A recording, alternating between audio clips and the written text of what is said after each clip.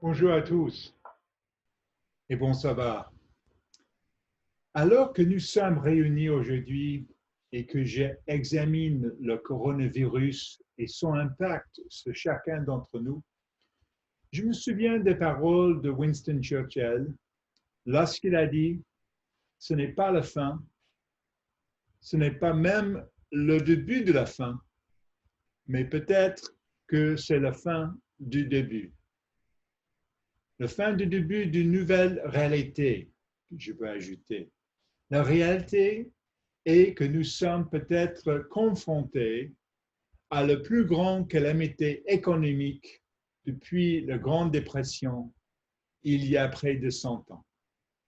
Aux États-Unis, un plan de relance économique de 2 billions, même 2000 milliards de dollars, a été récemment mis en place, ce qui est sans précédent dans l'histoire américaine. Et depuis lors, plus de personnes ont perdu leurs emplois aux États-Unis qu'au cœur des 18 mois de la grande récession en 2008. Même 16 millions de personnes dans 3 semaines. En France, plus de 10 000 personnes sont mortes de COVID-19, et ce, avec des mesures extrêmes. Comment se faire une idée de tout cela? C'est arrivé si vite. Il y a un mois, j'étais en Afrique pour donner un sermon et j'avais en tête toute une série d'objectifs et des plans qui sont aujourd'hui tous annulés. Et depuis ce jour, l'économie mondiale s'est effondrée. Et selon le New York Times, plus de la moitié de la population humaine, 4 milliards de personnes, sont sous une forme ou une autre de confinement, soit 1 milliard de plus que ce qu'il avait sur la planète lors de la dernière catastrophe mondiale de la Seconde Guerre mondiale en 1939.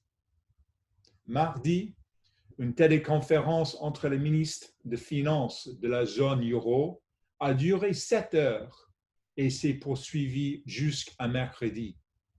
L'Italie, l'Espagne, la France et certains autres États de la zone euro veulent se partager la dette due au coronavirus sous la forme de Corona Bonds ou euro-obligations. Une dette mutualisée que tous les pays de l'Europe aident à rembourser. L'Allemagne, de l'autre côté, quant à elle, veut mettre en place un fonds de sauvetage européen et accorder des prêts en utilisant les mécanismes mis en place lors de la crise financière de 2008. Mais le premier ministre espagnol de l'Espagne a averti que si l'Union européenne ne parvenait pas à élaborer un plan ambitieux pour aider les États membres endettés par la lutte contre le coronavirus, le bloc pourrait s'effondrer. Imaginez cela. On parle maintenant d'un effondrement de l'Union européenne en moins de 2 mois. L'Union européenne s'est retrouvée face à sa plus grande menace existentielle et le résultat n'est pas clair. On attend des nouvelles de déconfinement et on s'interroge que c'est l'été et l'automne. Nous nous demandons à quoi ressemblera le monde quand tout cela sera terminé. Nous nous interrogeons sur ce que cela signifie en termes d'événements prophétiques. S'il fut un temps où nous avions besoin de clarté de pensée pour savoir que nous allons nous en sortir, c'est maintenant que nous en avons besoin. Nous sommes à l'époque des pains sans levain et je crois que nous allons être testés pendant ces jours. Je voudrais dire que tous ceux qui m'écoutent maintenant vont s'en sortir. Peut-être les gens vont sortir dans les jours de pain sans levain, mais dans les mois et 2 mois et 3 mois dans l'avenir, je ne sais pas. Je ne sais pas. Si le passage existe dans 1 Pierre 5, verset 8, sur le lion réjouissant, c'est que certaines seront dévorées. Ce passage est un avertissement. C'est un avertissement que certaines n'y arriveront pas spirituellement. C'est pourquoi la crise à venir va révéler en nous un problème spirituel sous-jacent qui n'a pas été traité et qui pourrait entraîner un peu ou une panique qui conduira à faire des choses qui sont contraires aux lois de Dieu et à retirer quelqu'un de la foi. J'ai vu des situations dans des parties du monde qui souffrent d'une grande pauvreté et de difficultés, où certaines personnes ont quitté l'Église de Dieu. Cela commence par le fait qu'on peut voler de l'argent pour aider la famille. Oui, ça commence. Oui, je peux voler l'argent pour aider ma famille. Puis, on peut mentir pour aider la famille. Puis, on peut voler et mentir pour s'aider soi-même parce que je suis pauvre ou je suis en grande détresse. Et ainsi de suite, à mesure que l'incertitude économique et les difficultés familiales personnelles pèsent sur les gens. Je ne veux pas effrayer les gens, je veux juste être réaliste. L'heure est venue de se concentrer et non de se distraire. L'examen de soi-même n'est pas un blâme envers les autres ou envers Dieu. Reconnaître que quelle que soit la douleur que nous allons ressentir, quelque part, un frère ou une sœur en Christ faire face à une situation encore pire. Les prochains mois seront difficiles, mais si Dieu est pour nous, qui peut être contre nous? Reportez-vous, s'il vous plaît, à Matthieu 24. Matthieu 24 et verset 9. Reportez-vous, s'il vous plaît, pour le premier passage biblique, à Matthieu 24, verset 9. Et on peut lire quelque chose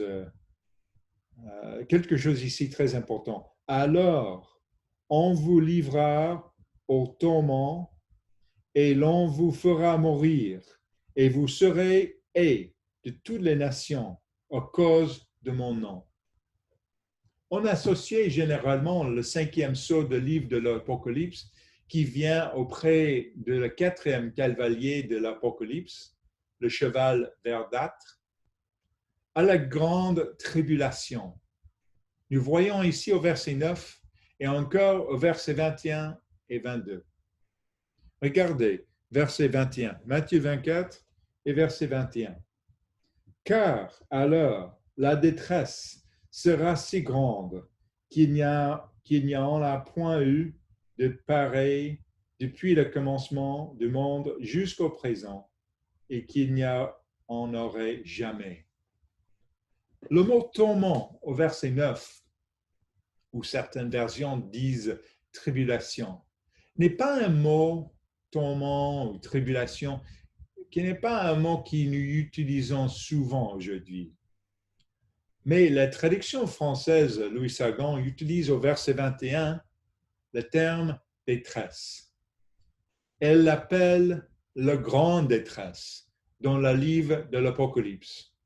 Je peux mieux comprendre ce terme détresse car dans notre vie moderne, nous utilisons beaucoup le terme stress qui s'y rapproche. La Newport Academy de Mental Health Resources, c'est c'est une agence aux États-Unis, explique la différence entre le stress et la détresse. Il dit, et je cite, « Au fil du temps, l'accumulation des réactions quotidiennes au stress dans le cœur et l'esprit peut éroder notre sentiment de bien-être et entraîner une déprime et un sentiment d'être toujours au bord du précipice. C'est alors que le stress se transforme en détresse. Et donc, la période à venir sera une période de grande accumulation de stress, telle qu'elle sera appelée une grande détresse. Et aujourd'hui, je voudrais parler du fait d'être en détresse et de recevoir de l'aide dans cette détresse. Nous allons examiner premièrement le cheval verdâtre de l'Apocalypse, comme nous avons examiné la réalité de cette crise de COVID-19 dans l'introduction. Et si Dieu le veut, nous pourrons intérioriser ce qu'elle signifie. Deuxièmement, nous examinerons ensuite ce que Job a dû ressentir à travers 39 chapitres de détresse en faisant face à sa situation personnelle. Enfin, nous examinerons la meilleure raison pour l'épreuve de Job et à ses implications pour nous, alors que nous faisons face à la détresse de certaines pandémies de coronavirus. Le titre du message d'aujourd'hui est « Embrasser la détresse ». Embrasser la détresse. Donc, commençons aujourd'hui par reporter à Apocalypse 6 et versets 7 à 8. Apocalypse 6, chapitre 6 et versets 7 à 8. Et examinez le cheval verdâtre de l'Apocalypse en lisant une prophétie qui a été interprétée et réinterprétée depuis plus de 2000 ans. La prophétie des 4 cavaliers de l'Apocalypse. Donc, Apocalypse 6, à partir du verset 7. Quand il ouvre le 4e sceau, je tendis la voix du 4e être vivant qui disait « Viens ». Et verset 8, je regardais et voici parut un cheval d'une couleur verdâtre. C'est lui qui le montre son nommé la mort et le séjour des morts s'accompagnait. Le pouvoir, le feu donné sur le quart de la terre pour faire périr les hommes par l'épée, par la famine, par la mortalité et par les bêtes sauvages de la terre. Imaginez, le 4e et dernier cavalier s'appelle la mort. Il est le seul cavalier qui porte un nom. Et le porte Jean écrit que les séjours des morts aussi les suivent. Le séjour des morts, c'est la tombe. Le suivi et qu'ensemble, ils tuent 25% de la population mondiale. Le mot grec ici pour mort est thanatos. Thanatos, T-H-A-N-A-T-O-S, thanatos, qui, selon le lexique grec de Théeur, est étroitement lié au mot grec thanato, qui est lié avec le mot pestilence ou peste. Donc, il y a une sorte de peste ou pestilence dans ce cavalier. Selon le dernier numéro de Time Magazine, le taux de mortalité de COVID-19 est de 4%. 4%. Mais de nombreux experts pensent que le taux de mortalité réel est plus faible parce que nous ne savons pas vraiment combien de personnes sont atteints de virus. Mais imaginez comment le coronavirus a paralysé notre économie et a forcé en quelques semaines un changement fondamental de notre mode de vie et seulement avec un taux de mortalité de 2,5%. Imaginez ce qu'un taux de mortalité de 25% signifierait pour le monde. Nous devrions savoir qu'il existe un précédent à cet égard. Ce même article de magazine Time rapportait qu'en 2012, l'épidémie de MERS avait un taux de mortalité de 34%. Imaginez, 34 il y a 8 ans. Et donc, je pense que nous voyons autour de nous aujourd'hui littéralement un minuscule avant-goût de ce qu'une peste peut faire à notre monde et à nos vies. Depuis plus de 80 ans, nous parlons de cheval verdâtre dans l'Église de Dieu. Et nous sentons maintenant par nous-mêmes à quel point cet événement futur sera dévastateur. L'inquiétude de ne pas trouver les choses au supermarché, à l'éclair par exemple, cela signifie que nous risquerons de perdre notre emploi. Cela signifie qu'on risque de tomber malade ou d'aller dans un hôpital qui n'est pas assez de personnel et d'équipement pour nous soigner. Cela signifie que certains d'entre nous qui sont plus âgés ou en mauvaise santé peuvent potentiellement mourir.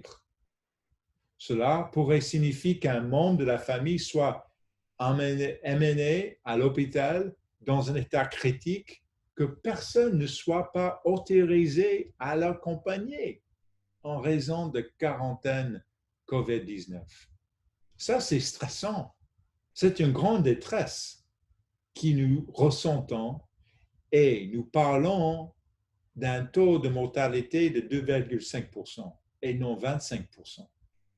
Mais imaginez maintenant, dans ce moment, que pendant cette crise, nous ayons une attaque terroriste, des attaques simultanées et coordonnées comme en 2015 contre Charlie Hebdo, le Bataclan et le Stade de France, ou s'il y avait une série d'explosions de bombes sales nucléaires à travers la France ou l'Europe. Cela nous donnerait une idée de l'impact cumulatif que représente le cheval rouge en versets 3 et 4. Regardez versets 3 et 4. Quand il ouvre le deuxième sceau, je tendis le deuxième être vivant qui dise « Viens ». Et il sortit un autre cheval roux. Celui qui, monté, reçut le pouvoir d'enlever le paix de la terre, afin que les hommes s'engorgent les uns les autres, et une grande épée lui fut donnée.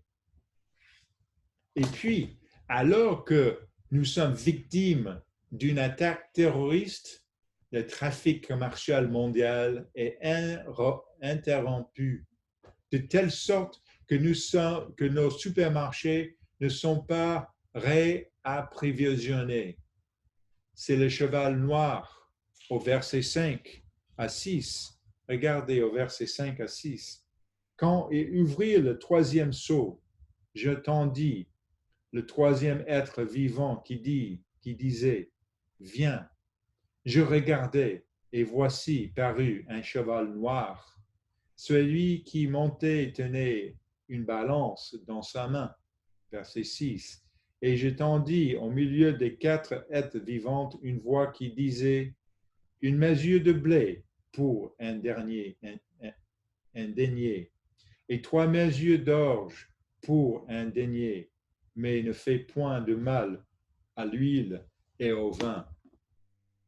Et imaginez que tout ce temps, il y a un grand leader, probablement un chef religieux, qui capte l'imagination du monde et commerce à exercer de ce pouvoir pour tourner les fils contre leur père, et les pères contre leurs fils, et les frères contre les frères, et déchirer les communautés de telle sorte qu'elles ne puissent pas résister aux tempêtes de l'iniquitude. Et voilà, ça c'est le cheval blanc du verset 2.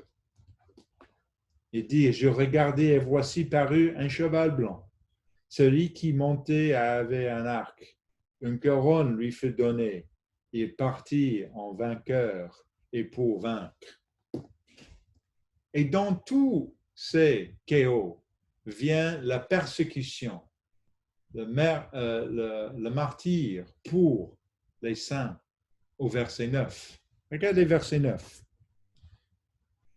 Quand il ouvre le 5e sceau, je vis sur l'autel les âmes de ceux qui avaient été immolés à cause de la parole de Dieu et à cause du témoignage qu'il avait rendu. Ils crièrent d'une voix forte en disant, jusqu'au quand, Maître, saint et véritable, tarderas-tu à juger et à tirer vengeance de notre sang sur les habitants de la terre? Et verset 11. Une robe blanche fut donnée à chacun d'eux, et il leur fut dit de se tenir en repos quelque temps encore, jusqu'à ce que soit complet le nombre de leurs compagnons de service et de leurs frères qui devaient être mis en mort comme eux. Ce temps futur sera un temps de grande détresse et Dieu va trier le blé et livrer. Je pense que nous mettons trop l'accent sur les petits différends avec notre famille et nos amis et sur nos petites disputes. Je pense qu'il est temps de laisser Dieu régler cela et de nous pencher sur le fait de savoir si nous sommes suffisamment proches de Dieu pour pouvoir accepter sa volonté dans la prochaine période de grande détresse. Sommes-nous prêts pour cela? Sommes-nous prêts? Passons à notre deuxième point. Ce que Job a dû ressentir à travers 39 chapitres de détresse. Reportez-vous s'il vous plaît à Job 1. Job 1 et verset 1.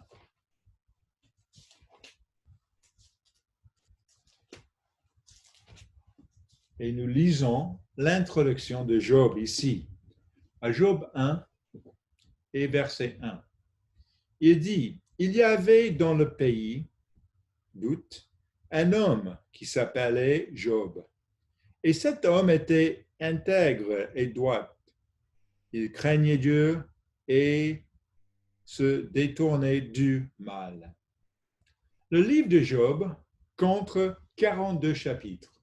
42 chapitres, soit plus de 10 000 mots, et se ouvre sur une déclaration qui établit un standard élevé pour le type d'homme qui était Job.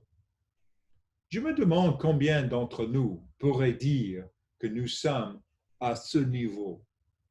Puis, dans les chapitres 1 et 2, nous voyons d'incroyables épreuves personnelles s'abattre sur Job, selon le dessein de Dieu, perdre ses enfants, perdre sa richesse, finalement souffrir des graves problèmes de santé personnelle. Je suis sûr beaucoup d'entre vous ont lu le livre de Job dans son intégralité, complètement, les 42 chapitres. Mais je connais ma tendance et je pense que je ne suis pas le seul. Car pour la plupart d'entre nous, lorsque nous lisons le livre de Job, nous commençons au chapitre 1 et 2 et nous continuerons la lecture au chapitre 3 et nous arrivons un peu après au chapitre 10 ou 11. Et on s'arrête pour tout lire, pour passer à la fin du livre. On s'arrête de lire parce qu'on se perd un peu dans le va-et-vient avec ses amis et ses longs monologues et ses déclarations apparemment contradictoires et le ton de complainte. Nous connaissons la fin et nous voulons juste arriver à la fin dans Job 42 et verset 5. Donc, reportez-vous, s'il vous plaît. À la fin, donc nous avons lu le premier chapitre, le premier verset, mais allez dans le dernier chapitre, 42 et verset 5. Job dit, 42, chapitre 42, verset 5, « Mon oreille avait entendu parler de toi, mais maintenant, mon œil t'a vu. » Nous voulons sauter des chapitres 3 à 41 et passer de l'épreuve de sa résolution. Mais prenons le temps de ressentir ensemble la douleur et l'incertitude pour savoir que nous pouvons vraiment comprendre, ressentir la douleur et l'incertitude. Et tout comme nous savons que Job 42 et verset 5 est bien là, à la fin du livre, notre douleur sera avec nous pendant un certain temps. Et notre incertitude sera résolue. Mais pendant que nous sommes dans le brouillard, dans l'obscurité, la difficulté, cela peut nous sembler interminable et impossible. Lisons maintenant ensemble des extraits de la détresse de Job. Donc, revenons, s'il vous plaît, à Job 2 et verset 10. Job 2, chapitre 2 et verset 10.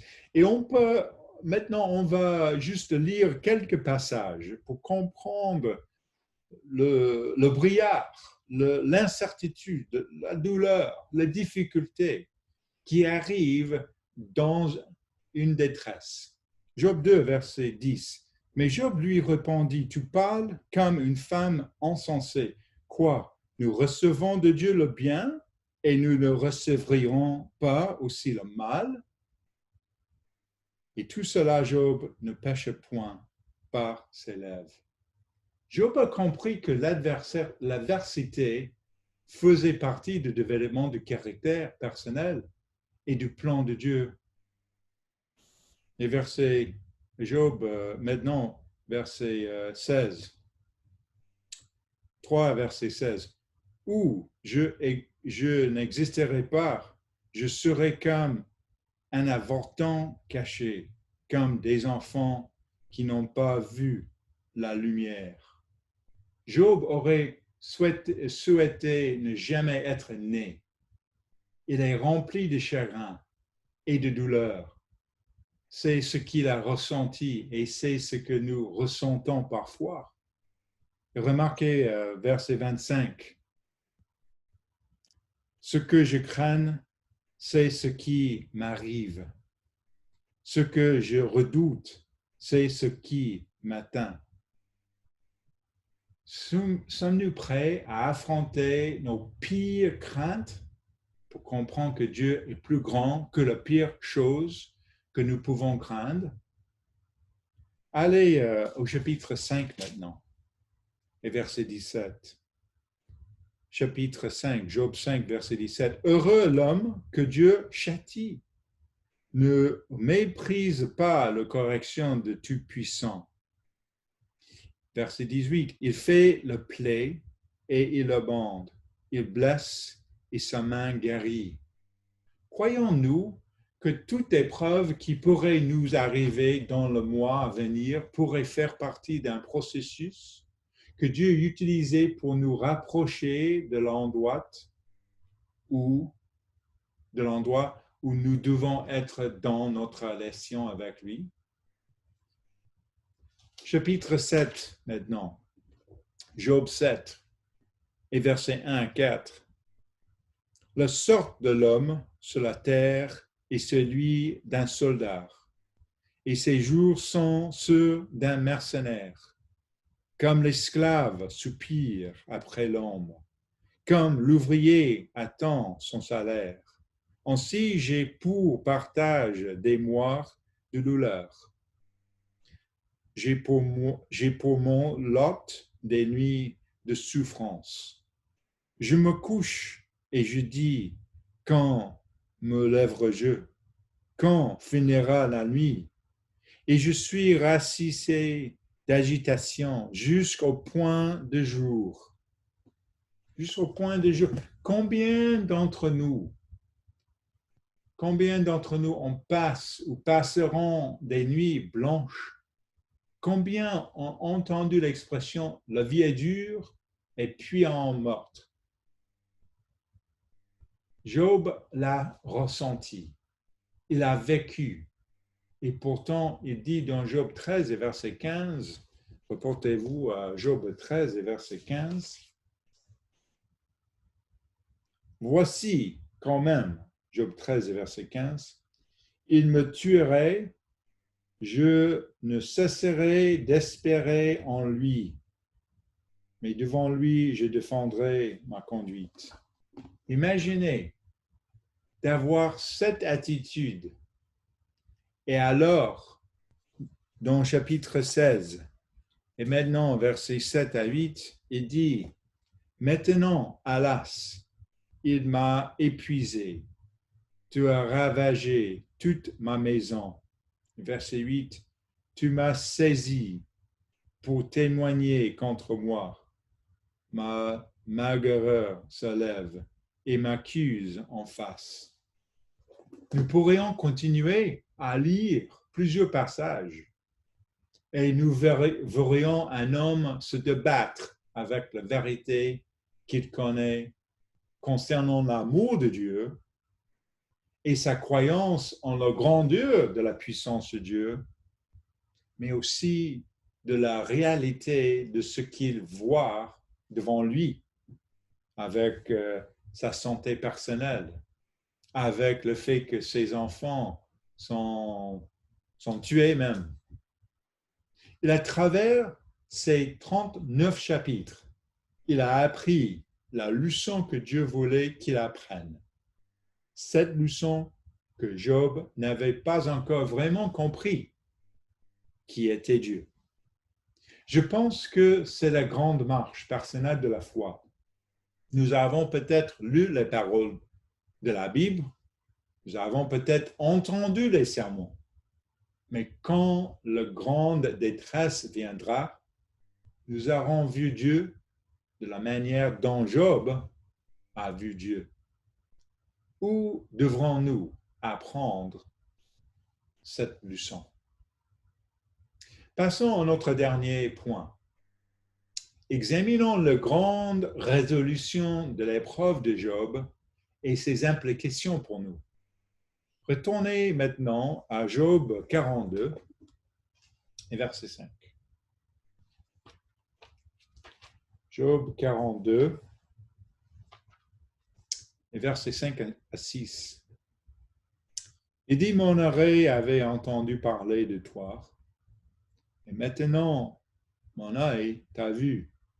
C'est pourquoi je me condamne et je me repens sur la poussière et sur la cendre. Je pense que la grande erreur de notre époque, même dans l'Église de Dieu, est quand on a parfois pense que nous étions mieux que les autres. Nous pensons que nous savons mieux que les autres, que nous sommes plus proches de Dieu, que les personnes qui nous font du mal ou qui nous causent des problèmes, nous sommes mieux que eux. Nous voyons des erreurs chez les autres. Nous voyons des erreurs que les gens font. Nous voyons leurs mauvaises attitudes, nous voyons leurs erreurs et nous conclurons que cela signifie que nous sommes bons et qu'ils sont mauvais. Nous avons raison et ils ont tort.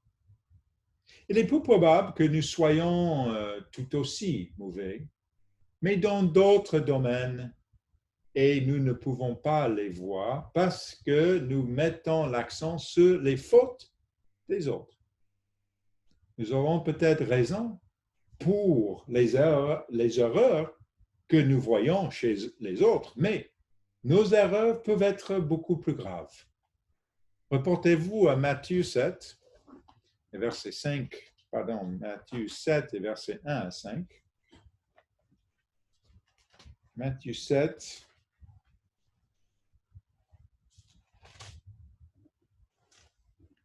Matthieu 7 et verset 1 à 5. Il dit, ne juge point, afin que vous ne soyez pas point jugés, car on vous jugera du jugement dont vous jugez, et l'on vous mesurera avec la mesure dont vous mesurez. Pourquoi vois-tu le paille qui est dans l'œil de ton frère et n'aperçus pas le putre qui est dans ton œil? Ou comment peux-tu dire à ton frère, laisse-moi ôter une paille de ton œil, toi qui as une putre dans le tien? Hypocrite, ôtez premièrement le putre de ton œil, et alors tu verras comment ôter le paille de l'œil de ton frère. Je pense qu'une fois que nous aurons compris ce que signifie de condamner, comme dit Job, mais de manière constructive et de se repentir dans la poussière et le cendre, nous serons prêts pour la grande détresse. Se condamner, mais de manière constructive et non pas une haine de soi incontrôlée et aléatoire, car serait écouter la longueur d'onde de notre adversaire. Mais d'une manière constructive, en termes d'examiner de conscience et d'ôter notre péché de nos vies, tels que ces prochains jours de pain sans levain nous l'indiquent. Nous serons prêts parce que nous avons déjà été testés. Nous avons tous été testés et donc soit la grande détresse ne sera plus nécessaire pour nous et nous serons transportés vers un lien sûr.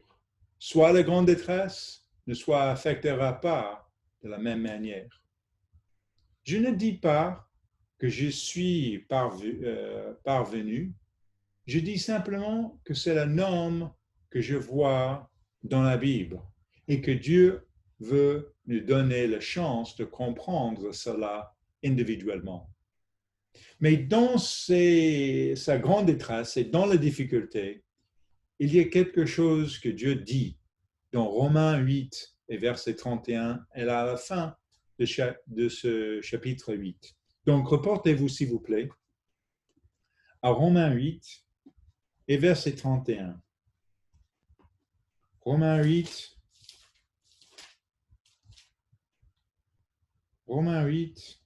et verset 31.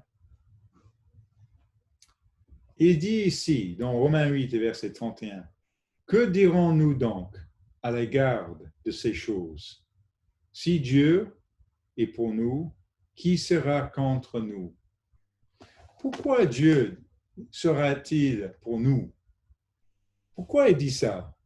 Si nous piétinons sa grâce sur nos pieds en pensant que d'une certaine manière, nous sommes meilleurs que les autres, c'est à nous qu'il a fait référence dans le verset suivant, verset 32. Il dit ici, lui qui a point épargné son propre fils, mais qui l'a livré pour nous tous. Comment ne nous donnera-t-il pour hausser toutes choses avec lui? Donc, on peut voir vraiment que Dieu a donné son fils, et ça c'est le point, ça c'est la chose que nous avons célébrée, nous avons déjà célébré pour la cérémonie de la Pâque, qui déclenche toutes les choses qu'on fait maintenant pendant les jours de pain sans levain. Mais maintenant, regardez le verset 35. Romains 8, verset 35. Il dit, qui nous séparera de l'amour de Christ? Sera-ce la tribulation, ou l'angoisse, ou la persécution, ou le faim, ou la nudité, ou le péril, ou l'épée? Selon qu'il est écrit, c'est à cause de toi qu'on nous met à mort tous les jours, qu'on nous regarde comme des brebis destinées à la boucherie.